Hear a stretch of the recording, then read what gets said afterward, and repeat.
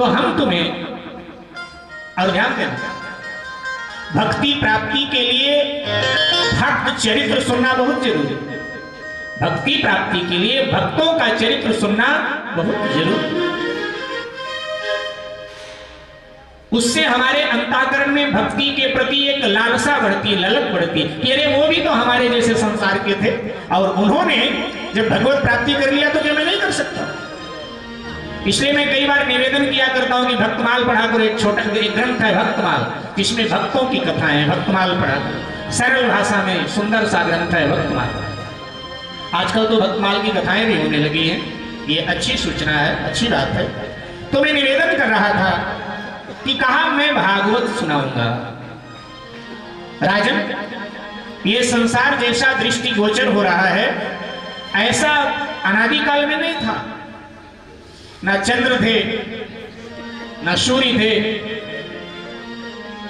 कुछ नहीं था, अंधकार था, प्रकाश नहीं था, जल ही जल था, थल नहीं था, जल था।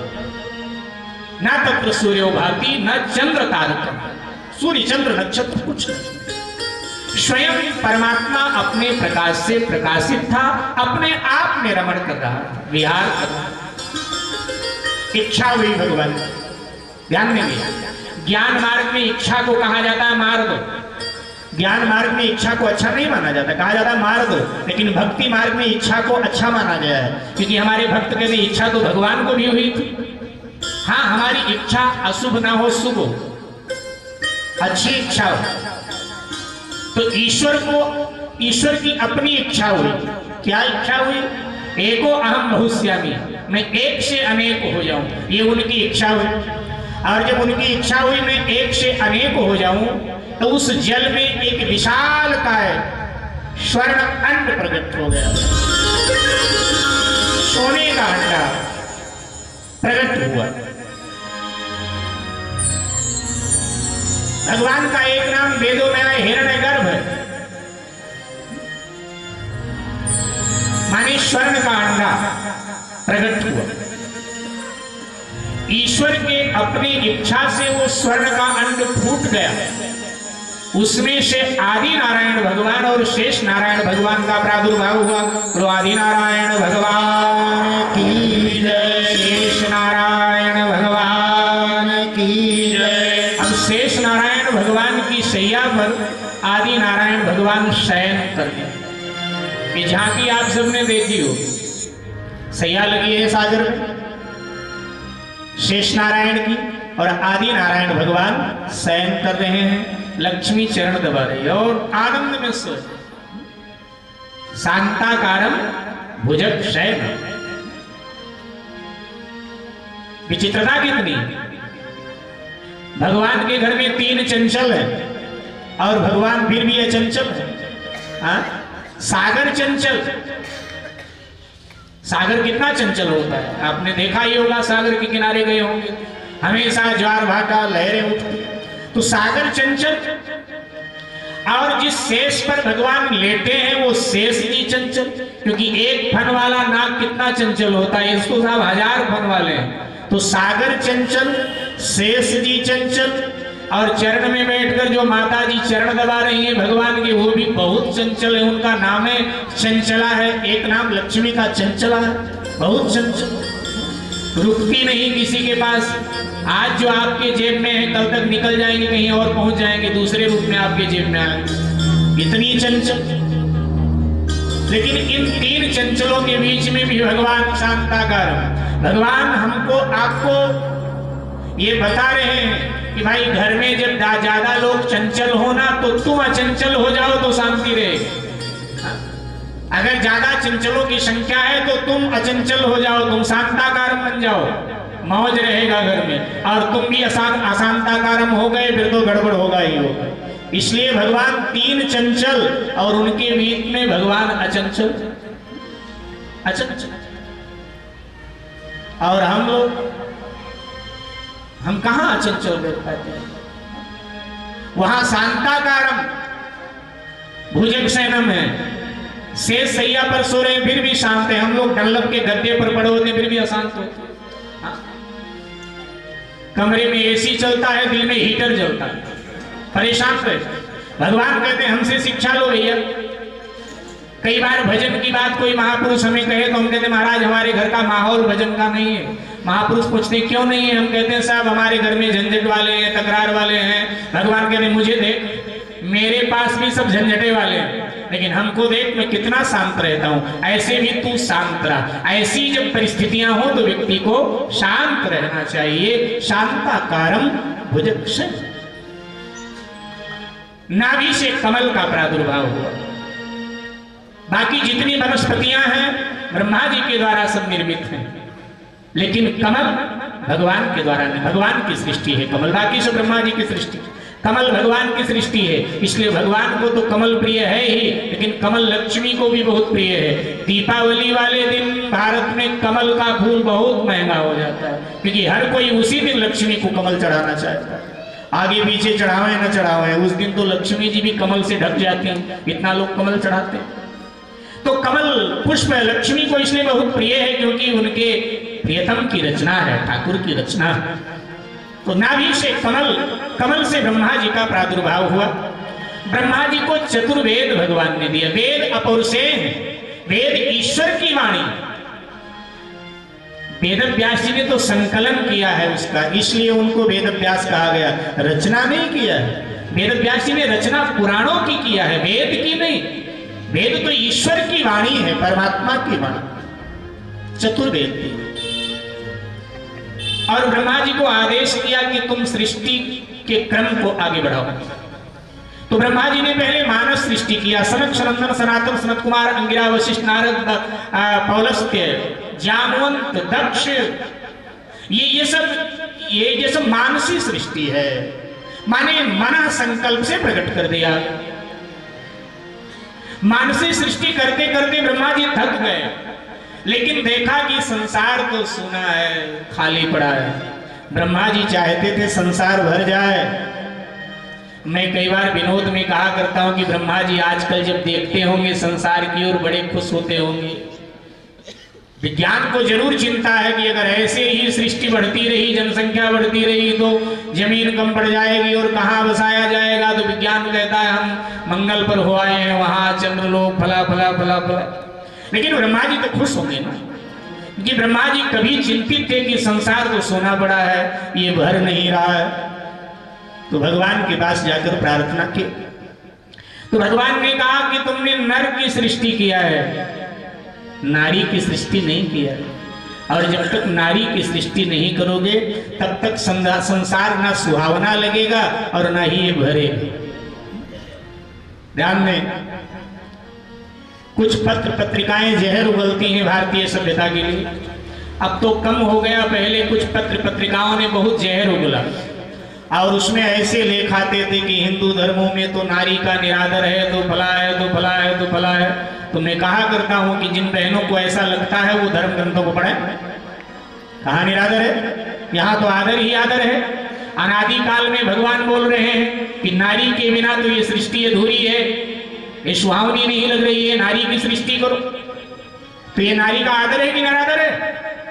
आदर है नारी का साथ। और जितना आदर भारत की भूमि में नारी का था, है और रहेगा, अन्यत्र कहीं नहीं हुआ है। इतिहास उठा के देख लो, यहां नारी नारायणी है, यहां नारी में राधा सीता दुर्गा को देखा गया है और देखा जाता है। तभी तो हम कन्या पूजन करते हैं नवरात्रि। तो कहा नारी की सृष्टि करें, और नर और नारी दोनों मिल करके जब सृष्टि के क्रम को आगे बढ़ाएंगे तो तुम्हारा संसार अति शीघ्र भर जाएगा। भगवान ने आदेश किया। और ब्रह्मा जी ने तब स्वयंभू मनु नाम के पुरुष को उत्पन्न किया और शत्रुपा नाम के नारी को। ये अनादि नारी है शत्रुपा। और अब इन दोनों को जिम्मेदारी दिया है कि भाई तुम सृष्टि के क्रम को आगे बढ़ाओ। मनु शत्रुपा, मेरे भाई बहन, हमारी आपकी सृष्टि मनु शत्रुपा से हुई है, इसलिए हम लोग अपने आप को मनुष्य कहते हैं। मनु शत्रुपा हमारे आपके आदि दादा दादी लगते, वहीं से हम सब आए हैं। मानव जाति का विकास मनु शत्रुपा से, और इस बात पर सभी धर्म के लोग सहमत हैं, सभी। नाम उन्होंने भिन्न रख लिया उनका, लेकिन ये मानते हैं। पाश्चात्य के ग्रंथों में भी आता है कि आदम हव्वा हिमालय से इधर आए थे, हिमालय से वो पश्चिम में थे, और कहते आदम हव्वा हमारे वही हैं जिनको तुम मनु शत्रुपा कहते हो। वो इस बात को मानते हैं, आदम से सृष्टि हुई इसलिए हम आदमी हैं, ऐसा है। इस बात पर सब एक मत है। तो मेरे भाई बहन, मनु शत्रुपा को अब आदेश दिया ब्रह्मा जी ने कि सृष्टि के क्रम को आगे बढ़ावें। अब वो विचार कर रहे थे कि सृष्टि का क्रम आगे बढ़ाऊं, इतने में हिरण्याक्ष नाम का दानव हुआ, पृथ्वी का अपहरण करके रसातल में ले गए। अब पृथ्वी नहीं तो फिर कहां बसाया जाएगा सृष्टि को? तो जा करके ब्रह्मा जी ने फिर भगवान से प्रार्थना किया। तो भगवान ने ब्रह्मा जी को कहा घबराओ नहीं, मैं पृथ्वी ला देता हूं। और ब्रह्मा जी के प्रार्थना से भगवान ने 12 अवतार लिया। बोलो 12 भगवान की जय। रसातल में जाकर के 12 ने हिरण्याक्ष को मार दिया और पृथ्वी को ला करके जल के सतह पर स्थिर कर दिया और कहा मनु शत्रुपा से कि अब सृष्टि के क्रम को आप आगे बढ़ा। इतनी कथा सुखदेव जी ने परीक्षित से कही। परीक्षित को आश्चर्य हुआ और परीक्षित ने सुखदेव जी से प्रश्न किया कि ब्राह्मण देवता, ये हिरण्याक्ष कहां से आ गया? और हिरण्याक्ष में इतना अपरिमित बल कि पृथ्वी का अपहरण कर ले, रसातल में ले जाए, ये कौन था? सुखदेव जी ने कहा राजन, भगवान नारायण के 2 द्वारपाल हैं, जय और विजय। जय कहते हैं जिसकी प्रतिष्ठा स्वदेश में हो, और विजय कहते हैं जिसकी प्रतिष्ठा स्वदेश में भी हो और विदेश में भी। तो जय विजय नाम के 2 द्वारपाल। पहरा पर थे सनकादि ऋषि भगवान के दर्शन के लिए वैकुंठ के द्वार पर पधारे। भीतर जाने लगे तो जय विजय ने मना कर दिया, बोले भगवान शयन कर रहे हैं, अभी ठहरो। सनकादि ऋषियों ने कहा भगवान शयन कर रहे हैं तो क्या हुआ, हमें दर्शन करना है, हम दर्शन करके आ जाएंगे। बोले नहीं जाने देंगे। विवाद बढ़ गया। सनकादि ऋषियों ने जय विजय को राक्षस हो जाने का श्राप दे दिया, क्योंकि जय विजय ने कहा केवल दर्शन ही करना है या कुछ और काम है? बोले केवल दर्शन करना है। तो जय विजय ने कहा फिर मेरा ही दर्शन कर लो, हम भी तो भगवान जैसे, क्योंकि भगवान के द्वारपाल भगवान के हम सकल होते, बिल्कुल हम सकल। तो कहा हम भी तो भगवान जैसे, हमारा दर्शन कर लो। कहा कि तुम्हें अहंकार आ गया, भगवान के द्वारपाल हो गए, इसका मतलब तुम भगवान नहीं हो गए। हम श्राप देते हैं तुम दोनों का पतन हो जाए, राक्षस हो जाओ। और जब विवाद बढ़ गया, भगवान की निद्रा भंग हुई, भगवान बाहर आए, ऋषियों से कहा कि अब आपने श्राप दे दिया तो इनके उद्धार का उपाय को। तो भगवान ने कहा भगवान ने जब कहा उद्धार का उपाय को हो, तो ऋषियों ने कहा तुम्हारे हाथों मरेंगे तो इनका उद्धार हो। सुखदेव जी कहते वही जय और विजय हिरण्याक्ष हिरण्याकश्यपु के रूप में उत्पन्न होते हैं। कश्यप नाम के एक ऋषि हैं, उनकी 2 पत्नियां हैं, अदिति और दिति। अदिति देव माता बनी क्योंकि उसका जीवन बड़ा दिव्य है, शास्त्रवत है, संयमी है, इसलिए वो देव माता बनी, देवताओं को जन्म दिया उसने। लेकिन दिति का जो जीवन है वो भोगमय है, वासना प्रधान जीवन है, इसलिए दिति दैत्यों की माता बनती है। ये प्रसंग भागवत में बड़ा विस्तृत वर्णन है और हम गृहस्थियों के लिए बड़ा अनुकरणीय। सुखदेव जी कहते हैं कि राजन, संध्या का समय था, कश्यप ऋषि अग्निहोत्र करने के लिए यज्ञशाला में पधार चुके थे। दिति श्रृंगार करके आई कश्यप के पास, संसारी भोग की इच्छा की। कश्यप ऋषि ने कहा देवी, संध्या का समय और प्रातः काल का समय ईश्वर चिंतन का होता है, विषय भोग का नहीं, क्योंकि संध्या के समय सूर्यास्त हो जाता है और सूर्य को हमारे शास्त्रों में बुद्धि का स्वामी बताया। सूर्य हमारे बुद्धि का स्वामी, और सूर्यास्त हो गया तो बुद्धि हमारी विधवा होगी। मन का देवता चंद्रमा है, चंद्रमा संध्या के समय मलिन रहता है, तो अवसर पाकर के वासना जीव में प्रवेश कर जाती है और फिर वो वासना जीव को पतन की ओर ले जाती है। इसलिए हमारे भारतीय दर्शन में प्रातः काल और संध्या काल हमारे पूर्वजों ने हमको आरती की संस्कृति दिया है कि हम अपने पूजा घर में अपने आराध्य की आरती उतार। आरती करने का नहीं समय है तो दीप जरूर प्रज्वलित कर दे। दीप प्रज्वलित करने का समय नहीं है तो घर की ट्यूबलाइट तो जला ही दे।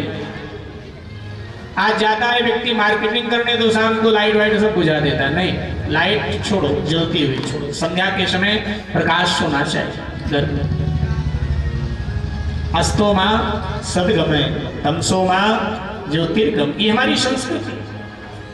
मेरे भाई बहन बहुत समझाया लेकिन दिति नहीं मानी तो कश्यप पथभ्रष्ट, दिति गर्भस्थ हो गई। कश्यप ऋषि ने कहा देवी तुम्हारे गर्भ से सुर नहीं पैदा हो तो तुम्हारे गर्भ से 2 असुर पैदा हुए, क्योंकि तुमने असमय में गर्भ धारण किया है। ये समय गर्भ धारण करने का नहीं था। कश्यप ऋषि ने कहा संध्या काल की वेला में और प्रातः काल की वेला में शिव भवानी घर घर में घूमते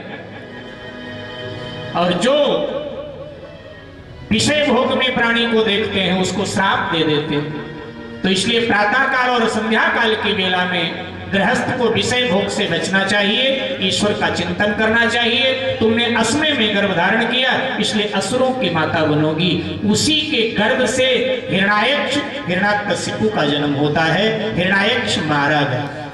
हिरण्याक्ष के विषय में इसी प्रसंग में आता है मेरे भाई बहन कि हिरण्याक्ष रोज 10-10 हाथ बढ़ता था। हिरण्याक्ष है क्या? हिरण्याक्ष नाम है हमारे जीवन के लोभ का। और लोभ 10 हाथ क्या, लोभ तो 50 हाथ बढ़ जाता है। हिरण्याक्ष को मारा किसने? 12 का अवतार लेकर भगवान ने मारा। और 12 संतोष का प्रतीक। ये जो अवतार हमारे हैं, जैसे भगवान श्री राम का अवतार मर्यादा का प्रतीक है, भगवान कृष्ण का अवतार प्रेम का प्रतीक है, ऐसे 12 अवतार जो है वो संतोष का प्रतीक है। ध्यान दीजिए, 12 शब्द को जब अलग करेंगे माने संधि विच्छेद करेंगे तो शब्द बनता है वर आ। वर माने होता है श्रेष्ठ और आह माने होता है दिन। संस्कृत में आह माने होता है दिन। तो श्रेष्ठ दिन हमारे लिए कौन सा है? जिस दिन हमारे जीवन का लोभ मरे वही दिन हमारे लिए श्रेष्ठ है, क्योंकि जितना पाप है वो लोभ ही करवाता है। पाप के बाप का नाम है लोभ। हमारे देश में रहीम जी का दोहा बोला जाता है, गज धन गो धन बाज धन और रतन धन खान, और जब आवे संतोष धन तो सब धन धूलि समान। तो लोभ को मारता है संतोष। तो 12 अवतार संतोष का प्रतीक। हिरण्याक्ष मारा गया और मनु जी को आदेश किया। मनु जी ने सृष्टि के क्रम को आगे बढ़ाया। मनु जी के यहाँ 3 पुत्रियां पहले हुई। आकुति रुचि नाम के प्रजापति को ब्याही गई। प्रसूति दक्ष नाम के प्रजापति को दी गई। देवहूति, देवहूति का अभिप्राय है देवताओं को बुलाने वाली आहुति बराबर देवहूति। तो देवहूति का विवाह करदम से हुआ। करदम माने ब्रह्मचारी माने जितेंद्रिय।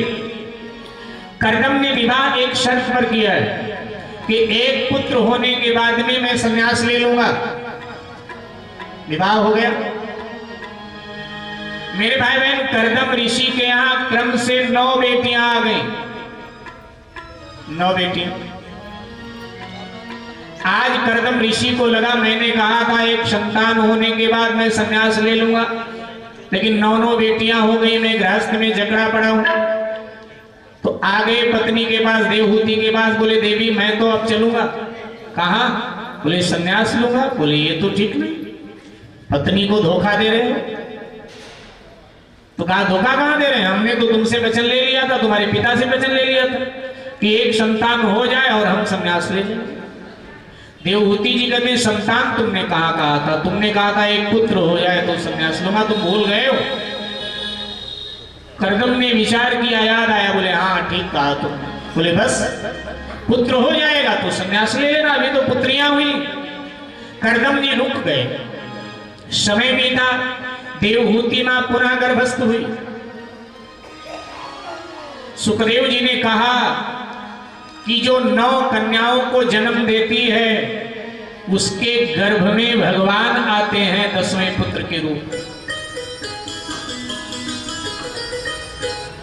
9 कन्याओं को जन्म दिया तो देवहूति के गर्भ में 10वें गर्भ के रूप में भगवान स्वयं एक अंश से पधार गए। अब बात बड़ी विचित्र सी लगती है मेरे भाई बहन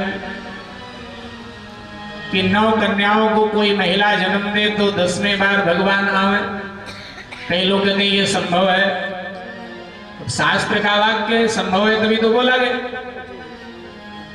लेकिन महाराज भारत में ऐसी कई नारियां हैं जिन्होंने 9 कन्याओं को जन्म दिया है वर्तमान में, लेकिन 10वें भगवान तो नहीं है। ये बात भी ठीक। एक हमारे परिचय की महिला है, अभी हैं, बहुत वृद्ध हैं, राजस्थानी परिवार से हैं। उनके 14 बेटियां हैं और 14 जीवित हैं, विवाहित है, अपने घर में है। 15वें पर बेटा हुआ, वो भी अब तो विवाहित है। माता जी बड़ी वृद्ध है, चला चली का समय है। भगवान तो नहीं है।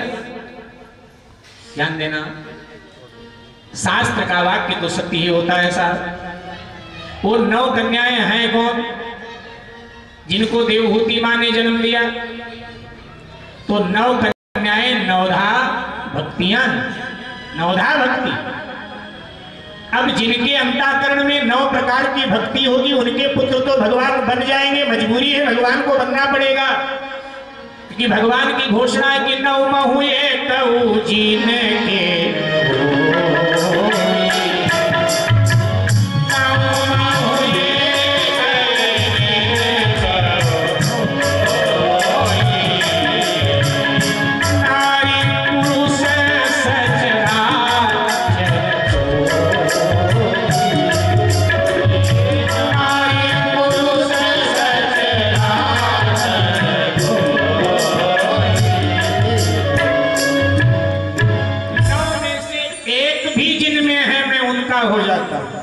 और यहाँ तो साहब 9 के 9 हैं। तो कपिल के रूप में भगवान ने अवतार लिया। अब लोग कपिल नारायण भगवान की जय। इधर कपिल का अवतार हुआ, उधर करदम जी विरक्त होकर के चले गए। कपिल जी थोड़ा बड़े हुए, वो देखते हैं कि देवहूति माँ रोती रहती। तो आज प्रश्न किया, माँ आप रोती क्यों? ध्यान देना। देवहूति जी कहती कि बेटा तुम्हारे पिता ऐसे ऐसी शर्त हमारी उनकी थी, तुम्हारा जन्म हुआ, वो विरक्त होकर चले गए। मैं पत्नी हूं, जब याद आती है तो रो पड़ते। कपिल जी ने कहा मां, जो वस्तु जब तक जिसकी होती है तब तक उसके पास रहती, जुदा नहीं होती, अलग नहीं। प्रारब्ध बस ही यहाँ कोई किसी का पति बनता है, कोई किसी की पत्नी बनती है, कोई किसी का बेटा बनता है, कोई किसी का बाप बनता है। और जैसे ही प्रारब्ध पूर्ण हो जाता है वो उससे बिछुड़ जाता है। इस सिद्धांत को थोड़ा और सरलता से समझ लो। आप अपने घर से निकले और जनकपुरी की ओर आपको जाना था। अभी 10 कदम बढ़े थे तब तक कोई भाई और मिल गया। कहाँ जा रहे हैं सर? आपने कहा जनकपुरी जा रहे हैं। हम भी उधर ही चल रहे हैं, आओ आप चलते। 10 कदम गए थे, आपकी उनकी प्रगाढ़ मित्रता हो गई। ऐसे लगा कि इनके बिना हम जी नहीं सकते हैं। लेकिन लाल बत्ती आई, वो साहब रुक गए, वहीं मुड़े दूसरी तरफ। आपने कहा अरे आपने तो कहा था कि आपके साथ साथ चलेंगे, जनकपुरी हमको चलना है, आप चलो ना। नहीं मैं यहां तक आ गया, यहीं तक आना था। नहीं आप मेरे साथ चलो। तो वहां जो लोग सुनेंगे वो कहेंगे भाई इनका मंजिल यही है तो यहीं रुकेंगे ना, जनकपुरी तक तो आपको जाना है। वो कहता मैंने कहा था ना उधर चलेंगे साथ साथ, तो यहाँ तक आ गए, अब आगे हमें नहीं जाना, आगे आपको जाना है, हमारा मंजिल हमें मिल गया। तो ऐसे ये जीवन की यात्रा है साहब, जहां जिसका मंजिल पूर्ण होता है वो वहीं रुक जाता है। आगे तो हमें अकेले ही जाना है, अकेले ही शपथ करना। प्रारब्ध बस ही यहाँ कोई किसी का कुछ बनता है, कोई किसी का कुछ बनता है। तो मां प्रारब्ध पूर्ण हुआ, वो आपसे जुदा हो गए। यही तक आपके प्रति थे, आपके प्रति नहीं, जुदा हो चले। मां संसार का जो संबंध है वो नाश्वत है, माने नाशुत, और नाश्वत के लिए नहीं रोना चाहिए, क्योंकि वो तो नष्ट होगा ही। शाश्वत के लिए रोना चाहिए, शाश्वत संबंध को याद रखना चाहिए। शाश्वत संबंध किससे है? परमात्मा से। ध्यान देना, जिस घर परिवार में हम रह रहे हैं, हमारे जन्म से पहले वो हमको नहीं जानते थे, हम उनको नहीं जानते थे, और हमारे मौत के बाद वो हमें नहीं जानेंगे, हम उनको नहीं जानेंगे। संबंध बीच का ही तो है। लेकिन परमात्मा जन्म से पहले हमें जानता था, अब भी जान रहा है, और मृत्यु के बाद में भी उसको मेरा ख्याल रहेगा, मैं कहाँ हूं मुझे जाने। सगा वही है, सबसे सगा संबंधी कोई है तो परमात्मा है जीवात्मा का, सबसे नजदीक भी रहता है। अगर जीव के सबसे नजदीक कोई है परमात्मा ही, तो प्रश्न उठा कि परमात्मा सबसे नजदीक है, दिखाई क्यों नहीं देता? तो संतों ने कहा जो आंखों के बिल्कुल नजदीक होता है वो दिखाई नहीं देता। ध्यान देंगे, आंख में काजल हमारे लगा हो तो हमारी आंखें क्या काजल को देख पाती? देख पाती? नहीं देख पाती। अगर काजल को देखना है तो फिर हमें दर्पण के सामने खड़ा होना पड़ता है, तो दिखाई देता है मेरे आंख में, क्योंकि आंखों के इतने नजदीक काजल है, आंखों को दिखाई नहीं देता। काजल से भी कहीं अधिक आंखों के नजदीक परमात्मा है, इसलिए परमात्मा हमको दिखाई नहीं देता है। हाँ, उसके लिए कोई समर्थ सद्गुरु मिले और हमें ज्ञान का चश्मा पहना दे, तब वो दिखाई दे। दृष्टिगोचर।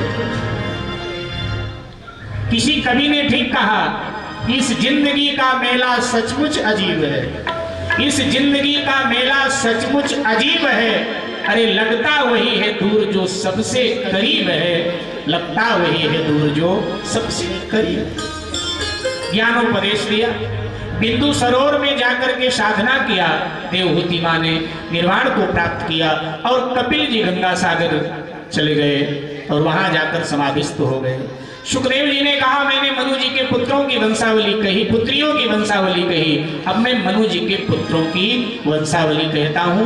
मनु जी महाराज के 2 पुत्र हैं, तो हम उधर चले। इससे पहले आइए कुछ क्षण के लिए हरि नाम का आश्रय भाव और श्रद्धा के साथ जय जय श्री राधे, जय जय श्री राधे, जय जय श्री राधे।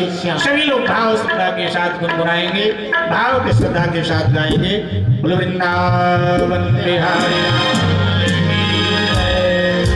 भगत सत सत्य के चली अता से जाए। आइए श्याम बेटी कुमरिया सारी, श्याम बेटी कुमरिया सारी। और एक बार जरा दोनों से हाथों से ताली बजाएंगे तो ये ठंडी भी दूर भाग जाएगी, ठीक है? बुला लो, बुला लो, बुला लो वृंदावन की धारी, बुला लो वृंदावन की धारी, बुला लो वृंदावन की धारी, बुला लो वृंदावन की धारी।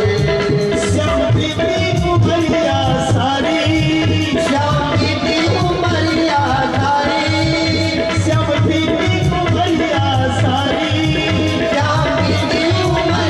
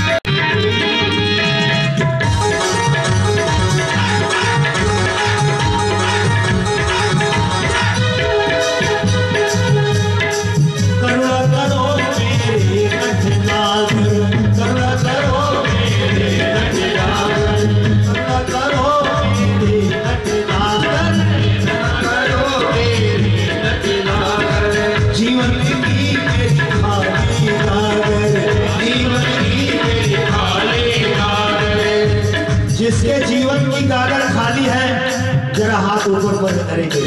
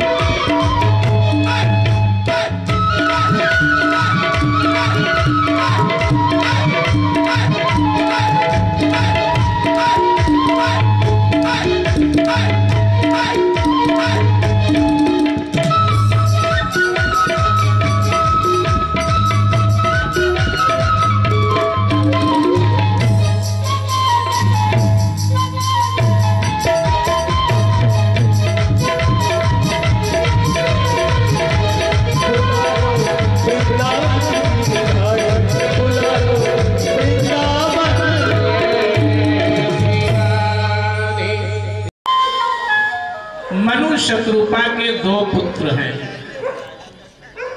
प्रियव्रत और उत्तानपाद। मेरे भाई बहन थोड़ा ध्यान देंगे, उत्तानपाद बड़े हैं और प्रियव्रत छोटे हैं, लेकिन भागवतकार ने यहाँ प्रियव्रत का नाम पहले दिया है। प्रियव्रतो उत्तानपाद शत्रुपाय ते सुतो। अच्छा, लोक व्यवहार में बड़े का नाम पहले आता है शायद, ऐसे ही बड़े का नाम पहले आता है और छोटे का बाद में आता है, लेकिन यहां छोटे का नाम पहले आया और उत्तानपाद का नाम बाद में आया। थोड़ा ध्यान दीजिएगा,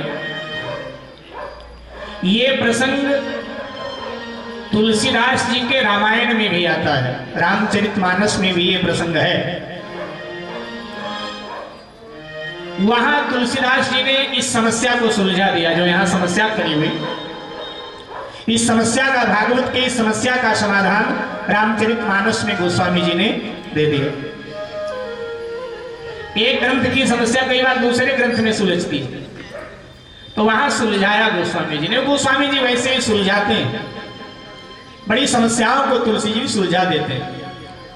वहां भी इस प्रसंग का वर्णन है कि इस प्रकार से आप सबको पता होगा कि स्वयंभुव मनु अरु सतरूपा,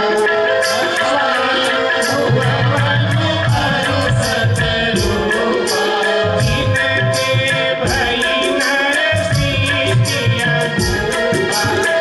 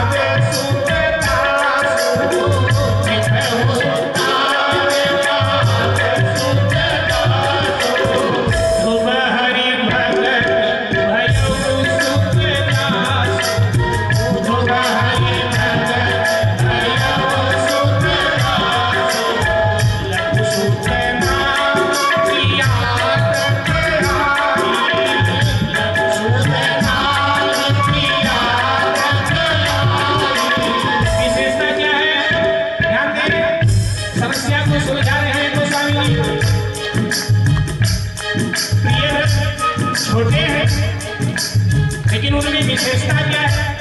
भागवत में नाम पहले क्यों आया? तो स्वामी जी उत्तर दे रहे हैं।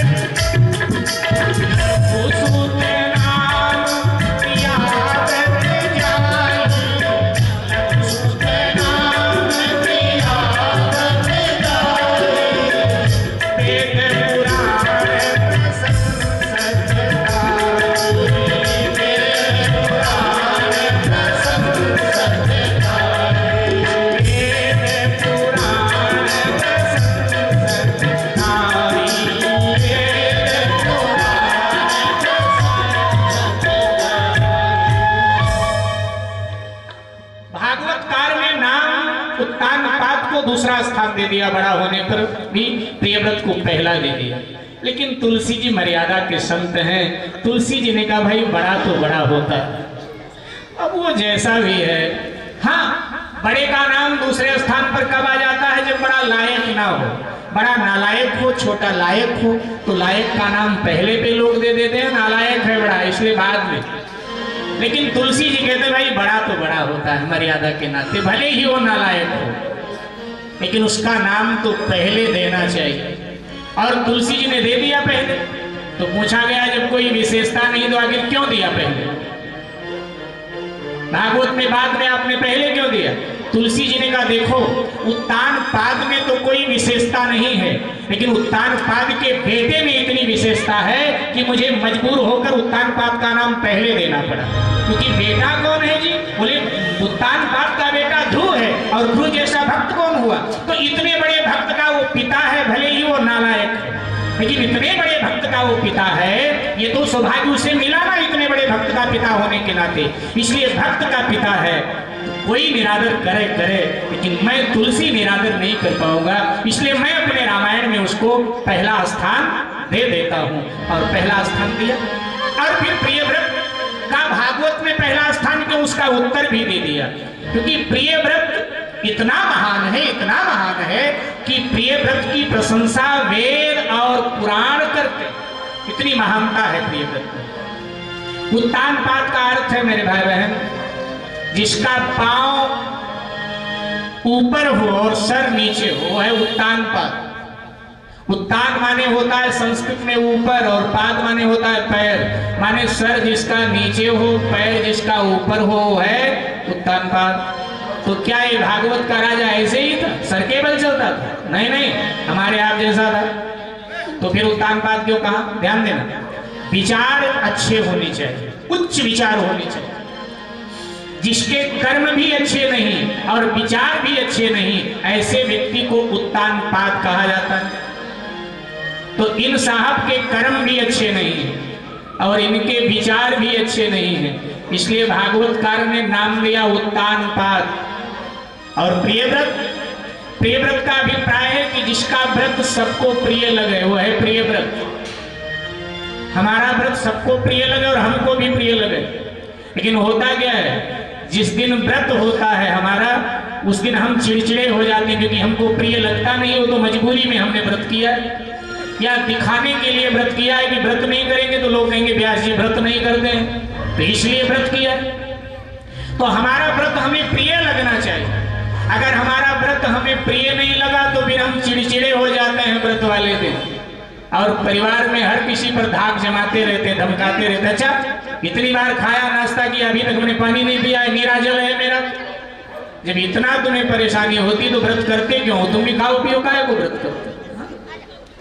व्रत से कोई परेशानी खड़ा हो तो क्यों व्रत करते हो? भाई मत करो व्रत। हमारा व्रत हमें प्रिय लगे, वो है प्रिय व्रत। और हमारा व्रत परिवार वालों को भी प्रिय लगे, उनको लगे ना कि आज भाई व्रत है उनका, आज तो एक खुराक कम बनाना है, वो तो उनका व्रत, वो है प्रिय व्रत। तो आइए पहले उत्तान पाद की चर्चा कर लेते हैं, फिर प्रिय व्रत की चर्चा करें। उत्तान पाद के दो पत्नियां हैं। उत्तान पाद की बड़ी पत्नी का नाम है सुनीति, और सुनीति का अर्थ होता है मेरे भाई बहन नीति जानने वाली। अब नीति जानने वाली पत्नी घर में है तो फिर सुरुचि को लाने की जरूरत थी क्या? नहीं जरूरत थी। सुरुचि माने होता है रुचि के अनुरूप भोग, लेकिन ये तो उत्तान पाद है। नीति घर में बैठी है, सुंदर नीति घर में बैठी है, लेकिन फिर भी ये सुरुचि को लाया, रुचि के अनुरूप भोग को घर में ले आया। अब नीति और भोग की आपस में बनेगी नहीं साहब। नीति और भोग का तो 36 का आंकड़ा होता है। वो नीति की बात करेगी तो ये अनीति की बात करेगी, और अनीति और नीति की कहां बनती है? आज भी तो सृष्टि बनी तब से नीति अनीति का झंझट रहा है, झगड़ा रहा है, दोनों में झगड़ा रहने लगा, सुरुचि में और सुनीति में। क्योंकि सुरुचि हमेशा भोग की बात करती है और सुनीति हमेशा नीति की बात करती है। अब नीति अनीति में झंझट प्रारंभ हो गया। दोनों रानियां गर्भस्थ थी।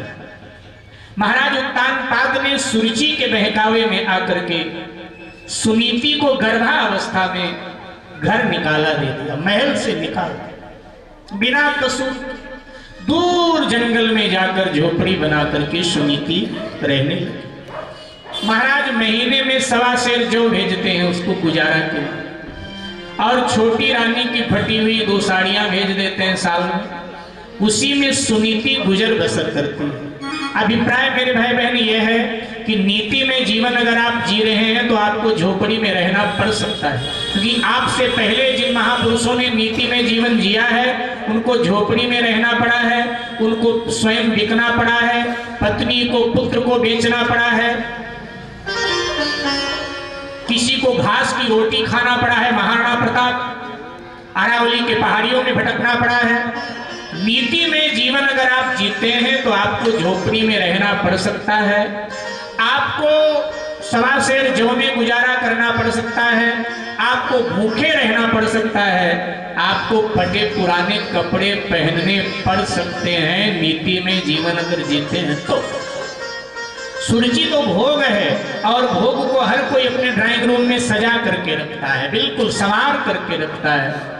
तो सुरुचि महल में, वो जंगल में समय बीता। सुनीति ने जंगल में एक बालक को जन्म दिया जिसका नाम ऋषियों ने रखा ध्रुव, और ध्रुव का अर्थ होता है अटल विश्वास। और जो महिला नीति में जीवन जीती है उसी के गर्भ से ध्रुव जैसा बालक आता है, अटल विश्वास आता है। सुरुचि ने भी महल में जन्म दिया बच्चे को, उसका नाम रखा गया उत्तम। अगर उत्तम का संधि विच्छेद करें तो अर्थ बड़ा भयानक बन जाता है। उत्तम का संधि विच्छेद करें तो बनेगा शब्द उत्तम, जिसका अर्थ होता है गहन अंधकार।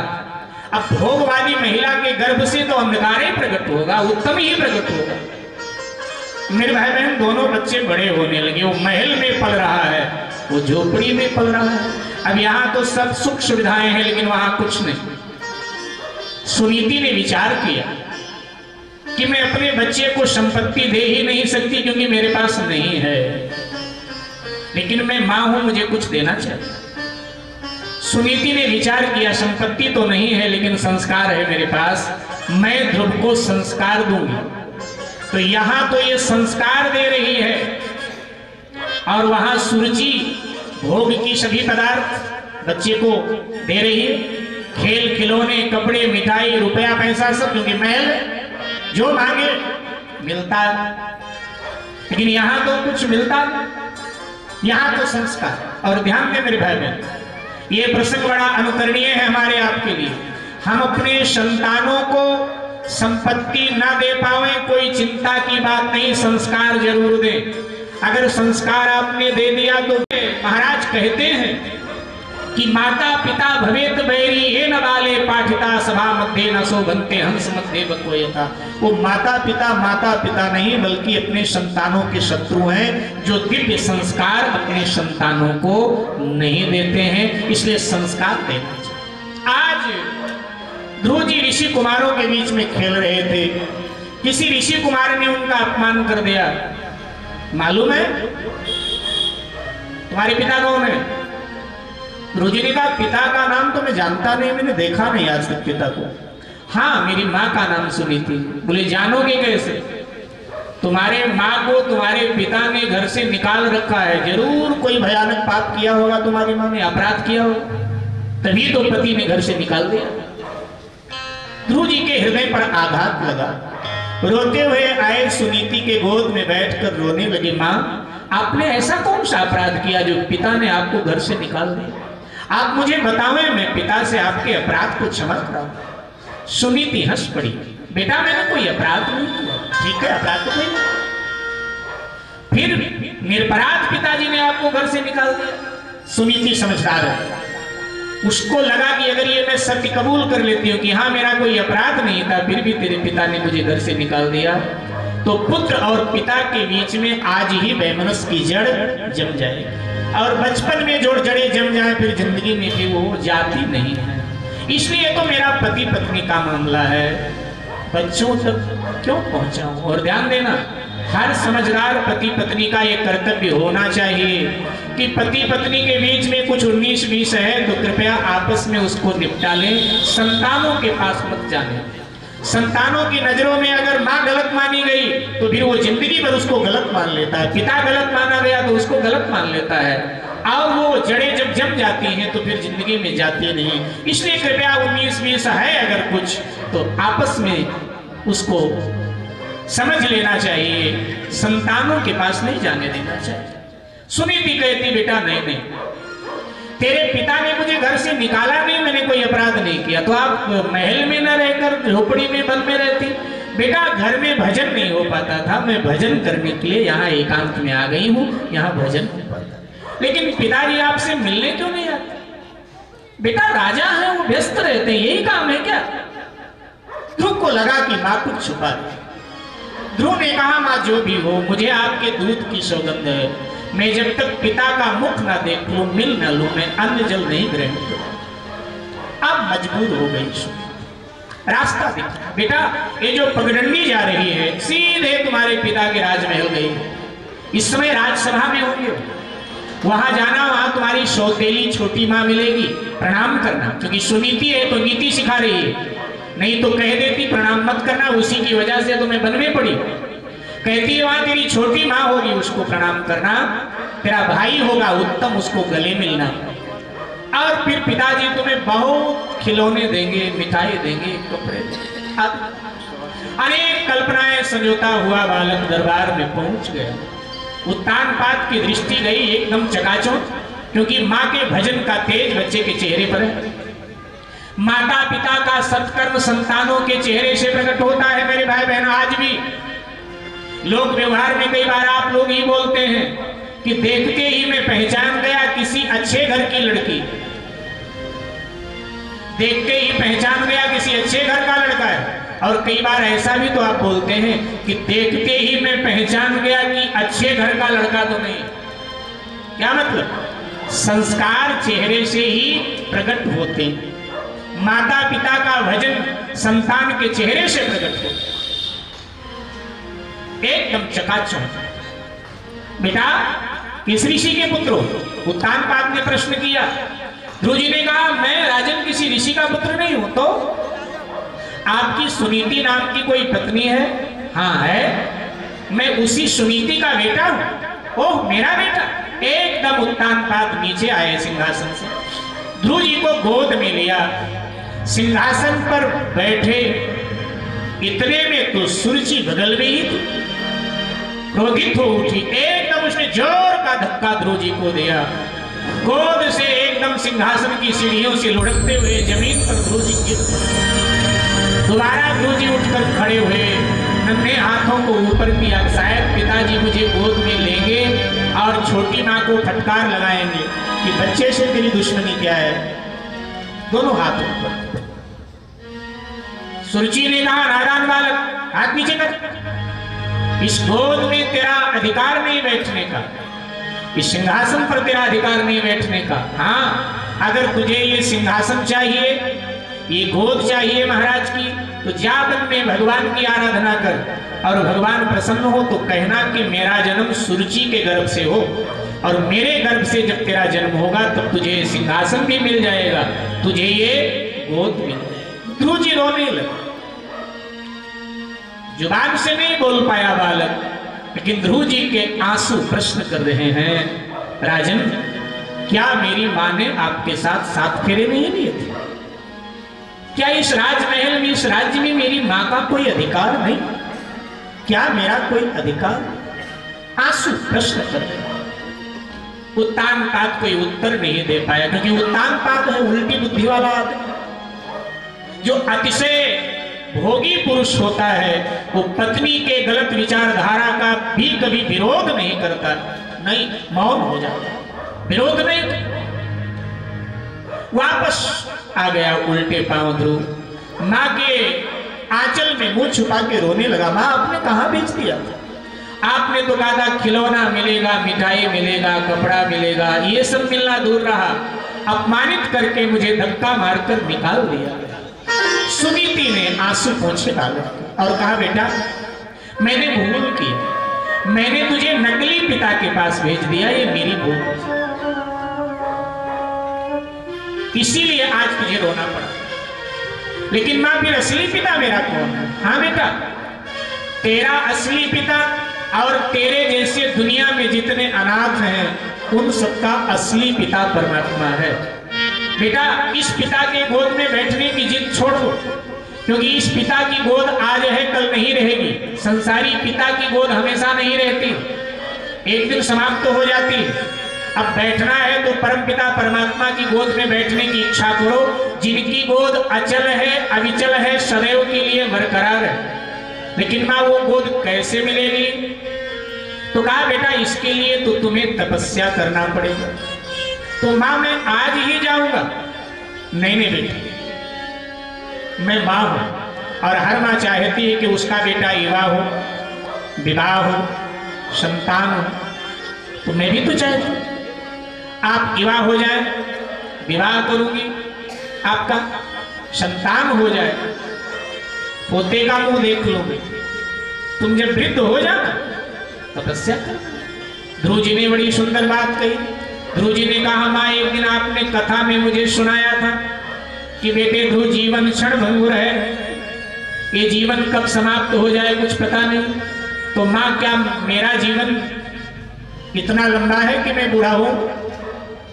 पता नहीं, बुढ़ापे से पहले जीवन समाप्त हो जाए, फिर मेरी इच्छा रह जाएगी, इसलिए मैं आज ही जाऊंगा। जब ध्रुव जी जाने के लिए तत्पर हो गए, हट किया, तो सुनीति ने मस्तक पर तिलक लगा दिया, बालक की आशीर्वाद दिया, तेरी साधना सफल हो बेटा। गले में तुलसी की माला डाल दी। ध्रुव जी महाराज मधुबन नाम के क्षेत्र में आए, यमुना का किनारा, एक बट वृक्ष के नीचे खड़े हुए, इस इच्छा से मैं भगवान को पाऊंगा। आयु कितनी है ध्रुव जी की? 5 वर्ष। कोई पूजा का विधान नहीं मालूम है, कोई मंत्र आदि नहीं मालूम, बस एक भाव जगा। संकल्प जब दृढ़ होता है तो भगवान का सिंहासन हिल जाता है। ध्रुव का संकल्प दृढ़ था, भगवान को पाना। भगवान की दृष्टि पड़ी, नारद जी भगवान ने भेजा, नारद जी देखो ना, ये बालक मुझसे मिलना चाहता है, बालक को डराओ, जाकर धमकाओ, डराकर इसको घर भेज दो। बालक, नारद जी ने कहा, और मैं कामयाब ना हुआ डराने धमकाने में, तब बोले तब तुम इसे दीक्षा दे देना, अपना शिष्य बना लेना और मैं कृपा कर दूंगा। नारद जी आ गए, ध्रुव जी से कहने लगे, भक्ति से सुख किसे मिला है? दुख ही मिला है। बालक को काहे को यहाँ आ गए? यहाँ सिंह आदि खा जाएंगे, कोई प्रेत आत्माएं तुम्हें पकड़ लेंगी, तुम्हारी माँ वहां रोती है तुम्हारी याद में, जाओ माँ के पास। ध्रुव जी ने कहा, बाबा ये बताओ तुम हो कौन, अपना परिचय बताओ। नारद जी ने कहा, बालक मैं नारद हूं। ध्रुव जी ने कहा, हो नहीं सकता तुम नारद हो। क्यों? ध्रुव जी ने कहा, हमारी माँ ने हमें बताया है, कभी कथा में सुनाया था कि नारद जी सबको भगवान के भक्ति में लगाते हैं, और तुम अच्छे नारद आए कि हमको भगवान के भक्ति से हटा रहे हो। इसका मतलब तुम नारद नहीं हो, तुम कोई नकली आदमी हो, नारद बन के आ गए। असली नारद जी सबको भगवान के भजन में लगाते हैं। बात भी ठीक। एक बार नारद जी घूमते हुए